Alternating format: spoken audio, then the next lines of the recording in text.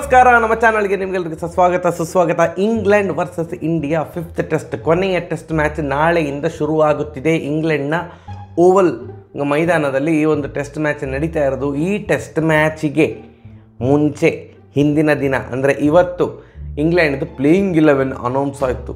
4 changes. Full nervous ಆಗಿ ಹೋಗಿದ್ದಾರಾ ಅಥವಾ injury concern ಎಂತ ಗೊತ್ತಿಲ್ಲ.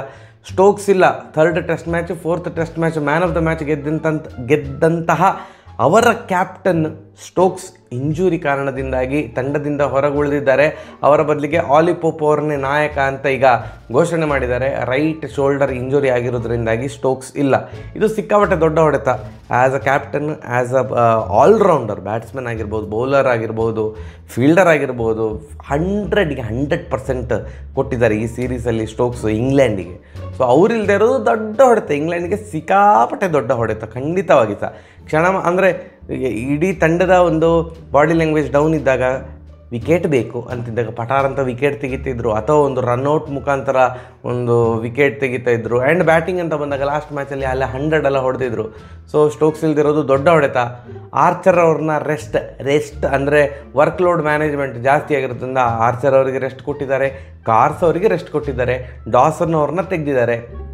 ಸೊ ಈಗ ನಮ್ಮ RCBಯ ಪ್ಲೇಯರ್ ಬೆಥೆಲ್ ಪ್ಲೇಯಿಂಗ್ 11ಗೆ ಬರ್ತಾ ಇದ್ದಾರೆ. ಸೊ ಅವರು ಪ್ರಮುಖ ಸ್ಪಿನ್ನರ್ ಅಲ್ಲ, ಬಟ್ ಅವರೇ ಮೇನ್ ಸ್ಪಿನ್ನರ್ ಅಂತ. ಈ ಒಂದು ಪ್ಲೇಯಿಂಗ್ 11ಅಲ್ಲಿ ಸ್ಪಿನ್ನರ್ಸೇ ಇಲ್ಲ. ಅಂದರೆ ಫಾಸ್ಟ್ ಬೌಲರ್ಸ್ಗೆ ಹೆಲ್ಪ್ ಆಗುವಂತಹ ಪಿಚ್ ನಾಳಿನ ಪಿಚ್ ಇರಬಹುದು. ಯಾಕಂದರೆ ಇವರ ಪ್ಲೇಯಿಂಗ್ 11ಅಲ್ಲಿ ಸ್ಪಿನ್ನರ್ಸೇ ಇಲ್ಲ, ಮೇನ್ ಸ್ಪಿನ್ನರೇ ಇಲ್ಲ. ಅಟ್ಕಿನ್ಸನ್ ಅವ್ರನ್ನ ಹಾಕ್ಕೊಂಡಿದ್ದಾರೆ, ನಾಲಿಗೆ ಮಾನವ ಟಂಗನ್ನು ಹಾಕ್ಕೊಂಡಿದ್ದಾರೆ, ಜೇಮಿ ಓವರ್ಟನ್ ಅವ್ರನ್ನ ಹಾಕ್ಕೊಂಡಿದ್ದಾರೆ, ಎಲ್ಲ ಫಾಸ್ಟ್ ಬೌಲರ್ಸು. ಸೊ ಆದ್ದರಿಂದ ನಾಳಿನ ಪಿಚ್ ಫಾಸ್ಟ್ ಬೌಲರ್ಸ್ಗೆ ಹೆಲ್ಪ್ ಆಗ್ಬೋದು. ಗ್ರೀನ್ ಟಾಪ್ ಆಗಿರ್ಬೋದು. ಈ ಪಿಚ್ಚಲ್ಲಿ ಟೆಸ್ಟ್ ಮ್ಯಾಚ್ 5 ದಿನ ಹೋಗೋದು ಡೌಟ್ ಕೂಡ ಇರಬಹುದು. ಯಾಕಂದರೆ ಗ್ರೀನ್ ಟಾಪ್ ಇದ್ದರೆ ಜಾಸ್ತಿ ರನ್ ಹೊಡಿಲಿಕ್ಕೆ ಆಗೋದಿಲ್ಲ, ಬಡ ಅಂತ ವಿಕೆಟ್ ಹೋಗ್ತದೆ, ಬಾಲ್ ಭಯಾನಕ ಸ್ವಿಂಗ್ ಆಗ್ತದೆ, ಬೌನ್ಸ್ ಸಹ ಇರ್ಬೋದು, ಹೇಳಲಿಕ್ಕೆ ಆಗೋದಿಲ್ಲ. On the other hand Bharat ಕೂಡ ಏನು ಅಂದರೆ ಟೆನ್ಷನ್ ಇಲ್ಲದೆ ಇಲ್ಲ, ಟೆನ್ಷನ್ ಉಂಟು. ಇಬ್ಬರು ಮೇಯ್ನ್ ಪ್ಲೇಯರ್ಸ್ ಇಲ್ಲ, ಒಂದು ಬುಮ್ರಾ ಇಲ್ಲ. ಯಾಕಂದರೆ ಅವ್ರದ್ದು ಫಿಟ್ನೆಸ್ಸು ಪ್ರಕಾರ ಅವರು ಒಂದು 3 ಟೆಸ್ಟ್ ಮ್ಯಾಚ್ ಮಾತ್ರ ಆಡ್ಬೋದಿತ್ತು. 3 ಟೆಸ್ಟ್ ಮ್ಯಾಚ್ ಆಲ್ರೆಡಿ ಆಡಿದ್ದಾರೆ. ಆ್ಯಂಡ್ 4th ಟೆಸ್ಟ್ ಮ್ಯಾಚಿಗೆ ಮತ್ತು 5th ಟೆಸ್ಟ್ ಮ್ಯಾಚಿಗೆ ಕೇವಲ 3 ದಿನಗಳ ಗ್ಯಾಪ್ ಇರೋದ್ರಿಂದ, ಅಂತರ ಕೇವಲ 3 ದಿನ ಇರೋದ್ರಿಂದಾಗಿ ಅವರು ಈ ಟೆಸ್ಟ್ ಮ್ಯಾಚಲ್ಲಿ ಕಾಣಿಸ್ಕೊಳ್ತಾ ಇಲ್ಲ. ನಾಳಿನ ಟೆಸ್ಟ್ ಮ್ಯಾಚ್ ಬುಮ್ರಾ ಅವರು ಆಡ್ತಾ ಇಲ್ಲ. ಸೊ ಫಾಸ್ಟ್ ಬೌಲಿಂಗ್ ಯೂನಿಟ್ ದೊಡ್ಡ ಹೊಂಡ ಆಗಿದೆ. ಈಗ ಸಿರಾಜಣ್ಣ ಮತ್ತೆ ಪುನಃ ನೇತೃತ್ವ ವಹಿಸ್ಕೊಳ್ಬೇಕು. ಆ್ಯಂಡ್ ಬುಮ್ರಾ ಅವರ ಅನುಪಸ್ಥಿತಿಯಲ್ಲಿ ಸಿರಾಜಣ್ಣ ಭಾರಿ ಒಳ್ಳೆ ಬೌಲ್ ಆಗ್ತಾರೆ. ಬಟ್ ಅವರಿಗೆ ಸಪೋರ್ಟ್ ಕೊಡಲಿಕ್ಕೆ ಬೇರೆ ಬೌಲರ್ಸ್ ಇಲ್ಲ. ಆಕಾಶ್ ದೀಪಿದ ಇಂಜುರಿ ಬಗ್ಗೆ ಇನ್ನೂ ಸಹ ಅಪ್ಡೇಟ್ ಇಲ್ಲ, ಆಯಿತಾ. ಅಂಶುಲ್ ಕಂಬೋಜಣ್ಣ ಅಮ್ಮ ದೇವ 120ಯಲ್ಲಿ ಎಸಿತಾರಣ್ಣ, ಎಂತ ಸ್ವಲ್ಪ ಸ್ಪೀಡ್ ಇಲ್ಲ, ಎಂಥದ್ದು ಇಲ್ಲ. ಸೊ ಆದ್ದರಿಂದ ತಲೆನೋವಂತೂ ಖಂಡಿತ ಉಂಟು ಫಾಸ್ಟ್ ಬೌಲಿಂಗ್ ಯೂನಿಟ್. ಇನ್ನೊಂದು ನಮ್ಮ ಮೇನ್ ಪ್ಲೇಯರ್, ಕನ್ಸಿಸ್ಟೆಂಟಾಗಿ ಆಡ್ಕೊಂಡು ಬಂದಿದ್ದಂತಹ ಪ್ಲೇಯರ್, ಮ್ಯಾಚ್ ವಿನ್ನರ್ ಪಂತ್ ಅವರು ಇಂಜುರಿ ಆಗಿದ್ದಾರೆ. ಟೋ ಅವ್ರದ್ದು ಮುರಿದೋಗಿದೆ. ಆದ್ದರಿಂದ ಅವರ ಬದಲಿಗೆ ಧ್ರುವ್ ಜುರೇಲ್ ಅವರು ಖಂಡಿತವಾಗಿ ಸಹ ಪ್ಲೇಯಿಂಗ್ 11ನಲ್ಲಿ ಕಾಣಿಸ್ಕೊಳ್ತಾರೆ. ಅವರು ಸಹ ಒಳ್ಳೆ ಪ್ಲೇಯರ್. ಬಟ್ ಪಂತ್ ನಿಮಗೆ ನೋಡಿ, ಸ್ಟ್ರೈಕ್ ರೇಟ್ ಬಂದು ದಡಬಡ ಮಲಗಿ ಹಾರಿ ಕೂತಿ ಹೇಗೆ ಒಂದು ಹೊಡೆದು ಇಂಪ್ಯಾಕ್ಟ್ ಕ್ರಿಯೇಟ್ ಮಾಡ್ತಿದ್ದಂಥ ಆಟಗಾರ ಈಗ ಪಂತ್ ಇಲ್ಲ.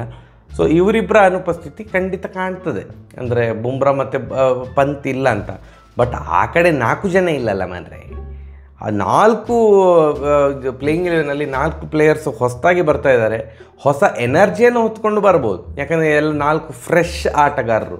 ಆನ್ ದಿ ಅದರ್ ಹ್ಯಾಂಡ್ ಇಲ್ಲಿ ಲಾಂಗ್ ಸೀರೀಸ್ ಆಡಿ ಸಿರಾಜೆಲ್ಲ ಬಳಲಿರ್ಬೋದು. ಎಂಥ ಫಿಟ್ನೆಸ್ ಮಾರ, ಕ್ರೇಜಿ. ಆ ಕಡೆ ನೋಡಿ, ಇದು ಆರ್ಚರ್ ಆಡಿದ್ದು 2 ಟೆಸ್ಟ್ ಆಲ್ರೆಡಿ ರೆಸ್ಟ್. ಸೊ ಅವರಿಗೆಲ್ಲ ಅಷ್ಟು ರೆಸ್ಟೆಲ್ಲ ಕೊಡ್ತಾರೆ. ಈ ಕಡೆ ನೋಡಿ ಬುಮ್ರಾ ಅವ್ರದ್ದು ಫಿಟ್ನೆಸ್ ಅಷ್ಟಿಲ್ಲ, 3 ಟೆಸ್ಟ್ ಮ್ಯಾಚ್ ಆಡ್ತಾ ಇರೋದು. ಬಟ್ ಸಿರಾಜ್ ಅಣ್ಣ ಬೀಯಿಂಗ್ ಅ ಫಾಸ್ಟ್ ಬೌಲರ್ ಎಲ್ಲ 5 ಟೆಸ್ಟ್ ಮ್ಯಾಚ್ ಆಡ್ತಾ ಇದ್ದಾರೆ. ಯಾರ ಕಣ್ಣು ದೃಷ್ಟಿ ಬೀಳದಿರಲಿ ಮಾರೆ, ಒಳ್ಳೆ ಪರ್ಫಾರ್ಮೆನ್ಸ್ ಬರಲಿ. ಆ್ಯಂಡ್ ಈಗ ಮೊಮೆಂಟಮ್ ಬಗ್ಗೆ ಮಾತಾಡುವ. ಮೊಮೆಂಟಮ್ ಇಂಡಿಯಾ ಕಡೆಗುಂಟು. ನಾನು ಸ್ಟಾರ್ಟಿಂದವೇ ಹೇಳಿದ್ದೇನೆ, ಈ ಸೀರೀಸಲ್ಲಿ ನನಗೆ ಸಿಕ್ಕಾಪಟ್ಟೆ ಇಷ್ಟ ಆಗಿದೆ ಇಂಡಿಯಾದ ಪರ್ಫಾರ್ಮೆನ್ಸು. ನಾನು ಎಕ್ಸ್ಪೆಕ್ಟೇ ಮಾಡಲಿಲ್ಲ. ನಾನು 0-5 ಅಂತರಿಂದ ವೈಟ್ ವಾಶ್ ಮಾಡಿಕೊಳ್ತಾರೆ ಅಂತ ಅಂದ್ಕೊಂಡದ್ದು ಭಾರತ. ಅವ್ರು ಇಷ್ಟು ಕಾಂಪಿಟೇಟಿವ್ ಗೇಮ್ ಆಡ್ತಾರೆ ಅಂತ ನಾನು ಎಕ್ಸ್ಪೆಕ್ಟೇ ಮಾಡಿರಲಿಲ್ಲ. ಸಿಕ್ಕಾಪಟ್ಟೆ ಚೆಂದ ಮಾಡಿ ಆಡಿದ್ದಾರೆ ಭಾರತದ ಏನು ಯುವ ತರುಣರು, ಸಿಕ್ಕಾಪಟ್ಟೆ ಚೆಂದ ಮಾಡಿ ಆಡಿದ್ದಾರೆ. ಆ್ಯಂಡ್ ಇದು ನನ್ನ ಒಪಿನಿಯನ್. ನನಗೆ ಯಾವ ಕ್ಷಣದಲ್ಲಿ ಸಹ ವಿರಾಟ್ ಕೊಹ್ಲಿ ಅವರ ಹಾಗೂ ರೋಹಿತ್ ಶರ್ಮಾ ಅವರ ನೆನಪು ಬಾರದ ರೇಂಜಿಗೆ ಇಷ್ಟು ಚೆಂದ ಮಾಡಿ ಕ್ರಿಕೆಟ್ ಆಡಿದ್ದಾರೆ ನೋಡಿ. ವಿರಾಟ್ ಕೊಹ್ಲಿಯ ಪೊಸಿಷನ್ ತುಂಬಿದ್ಯಾರು? ಗಿಲ್ ಅವರು ನಂಬರ್ 4 ಸಿಕ್ಕಾಪಟ್ಟೆ ಚೆಂದ ಮಾಡಿ ಆಡಿದರು. ಆ್ಯಂಡ್ ನೋಡಿ ಅಲ್ಲಿ ರೋಹಿತ್ ಶರ್ಮಾ ಅವರ ಬದಲಿಗೆ ಈಗ ಪರ್ಮನೆಂಟ್ ಓಪನರ್ ಆಗಿ ಈಗ ರಾಹುಲ್ ಅವರು ಕಾಣಿಸ್ಕೊಂಡಿದ್ದಾರೆ. ರಾಹುಲ್ ಅವರು ಸಿಕ್ಕಾಪಟ್ಟೆ ಚೆಂದ ಮಾಡಿ ಆಡಿದ್ದಾರೆ. ಸೊ ನನಗೆ ಅವರಿಬ್ಬರು ನೆನಪು ಕೂಡ ಬಾರದಿರೋ ಥರ ಇಂಡಿಯಾ ಒಂದು ಒಳ್ಳೆ ಎಂತ ಹೇಳೋದು, ಟಫ್ ಫೈಟ್ ಕೊಟ್ಟಿದೆ. ಸೀರೀಸಲ್ಲಿ 1-2 ಅಂತರದಿಂದ ಹಿಂದೆ ಇರ್ಬೋದು, ಬಟ್ ಈ ಟೆಸ್ಟ್ ಮ್ಯಾಚ್ ಗೆದ್ದು ಸರಣಿ ಸಮಬಲ ಮಾಡಿಕೊಳ್ಳುವಂತಹ ಎಲ್ಲ ಅವಕಾಶ ಭಾರತಕ್ಕುಂಟು. ಆ್ಯಂಡ್ ಲಾಸ್ಟ್ ಮ್ಯಾಚಿಂದ ಮೊಮೆಂಟಮ್ ಖಂಡಿತ ಭಾರತದ ಕಡೆಗಿದೆ. ಯಾಕಂದರೆ ನೋಡಿ ಹೇಳ್ಬೋದು ಇದು ಸೋಲುವಂಥ ಮ್ಯಾಚ್. ಡ್ರಾ ಮಾಡಿದ್ದು ಯಾವ ರೇಂಜಿಗೆ ಡ್ರಾ ಮಾಡಿದರು. 143 ಓವರ್ ಆಡಿದ್ದಾರೆ ಸೆಕೆಂಡ್ ಇನ್ನಿಂಗ್ಸಲ್ಲಿ ಭಾರತ. ಫಸ್ಟ್ ಓವರಲ್ಲಿ 2 ವಿಕೆಟ್ ಬಿದ್ದಿತ್ತು. ನೆಕ್ಸ್ಟ್ 142 ಓವರಲ್ಲಿ ಬಿದ್ದದ್ದು ಕೇವಲ 2 wicket. Crazy batting performance. Batting ಬಗ್ಗೆ ಏನು ಟೆನ್ಷನ್ ಇಲ್ಲ ಅಂತವೇ ನಂಗೆ ಅನ್ನಿಸ್ತಾ ಉಂಟು. ಜೈಸ್ವಾಲ್ ಮತ್ತು ಸಾಯಿ ಸುದರ್ಶನ್ ಸಹ ಭಯಂಕರ ಫಾರ್ಮಿಗೆ ಬಂದರೆ ತಂಡವನ್ನು ಕಟ್ಟಿ ಹಾಕೋದು ಭಾರಿ ಕಷ್ಟ. ನಮ್ಮ ತಂಡವನ್ನು ಕಟ್ಟಿ ಹಾಕೋದು. On the other hand England ಒಂದೇ ಇನ್ನಿಂಗ್ಸ್ ಬ್ಯಾಟಿಂಗ್ ಮಾಡಿದ್ದು, ಬಟ್ 2 ಇನ್ನಿಂಗ್ಸ್ ಬೌಲಿಂಗ್ ಮಾಡಿದ್ರಲ್ಲ ಅವರು. ಭಾರತ 157 ಓವರ್ ಬಾಲ್ ಹಾಕಿದರೆ ಇಂಗ್ಲೆಂಡ್ 2 ಇನ್ನಿಂಗ್ಸ್ ಸೇರಿ 257 ಓವರ್ ಬಾಲ್ ಹಾಕಿದರು. ಸೊ ಆ 257 ಓವರ್ ಬಾಲ್ ಹಾಕಿದ್ದು ಪೂರ್ತಿ ದಣದು ಹೋಗಿದ್ದಾರೆ. ಲಾಸ್ಟ್ ಟೆಸ್ಟ್ ಮ್ಯಾಚಲ್ಲಿ ಎಂತಾಯಿತು ಎಲ್ಲರಿಗೆ ಸಹ ಗೊತ್ತುಂಟು. ಅವರು ಶೇಕ್ ಹ್ಯಾಂಡ್ ಮಾಡಲಿಕ್ಕೆ ಬಂದರು, ಅದೆಲ್ಲ ಗೊತ್ತುಂಟು. ಅದನ್ನು ಮತ್ತೆ ಪುನಃ ನಾನು ಈಗ ಹೇಳಲಿಕ್ಕೆ ಹೋಗೋದಿಲ್ಲ. ಬಟ್ 257 ಓವರ್ ಬಾಲ್ ಹಾಕಿ ಖಂಡಿತವಾಗಿ ಸಹ ಅವ್ರದ್ದು ಮೇಯ್ನ್ ಬೌಲರ್ಸ್ ಎಲ್ಲ ದಣಿದ್ರು. ಆ್ಯಂಡ್ ಗ್ಯಾಪ್ ಇರೋದು ಕೇವಲ 3 ದಿನ. ಇದು 4th ಟೆಸ್ಟ್ ಮ್ಯಾಚಿಗೆ ಮತ್ತು 5th ಟೆಸ್ಟ್ ಮ್ಯಾಚಿಗೆ. ಅದಕ್ಕೆ ಅವರ ಮೇಯ್ನ್ ಬೌಲರ್ಸಿಗೆಲ್ಲ ಈಗ ರೆಸ್ಟ್ ಕೊಟ್ಟಿದ್ದಾರೆ. ಕ್ರಿಸ್ ವೋಕ್ಸ್ ಮಾತ್ರ ಇರೋದು, ಮತ್ತೆಲ್ಲರೂ ಸಹ ರೆಸ್ಟ್ ಇದ್ದಾರೆ. ಸ್ಟೋಕ್ಸ್ ಅವರು ಇಂಜುರಿ ಆಗಿದ್ದಾರೆ. ಈಗ ಇಂಗ್ಲೆಂಡಿನ ಯುವ ತಂಡ 4 ಚೇಂಜಸ್ ಆಗಿ ಹೊಸ ಪ್ಲೇಯಿಂಗ್ 11 ಆಗಿದೆಯಲ್ಲ, ಇದು ಕಾನ್ಫಿಡೆನ್ಸ್ ತುಂಬಿರುವಂತಹ ಭಾರತವನ್ನು ಹೇಗೆ ಎದುರಿಸ್ತದೆ ಅಂತ ನಾವೆಲ್ಲರೂ ಸಹ ಕಾಯ್ತಾ ಇದ್ದೇವೆ. ಸೊ ನನ್ನ ಪ್ರಕಾರ ಈ ಟೆಸ್ಟ್ ಮ್ಯಾಚ್ ಭಾರತ ವಿನ್ ಆಗ್ತದೆ ಅಂತ ಅನ್ನಿಸ್ತಾ ಇದೆ.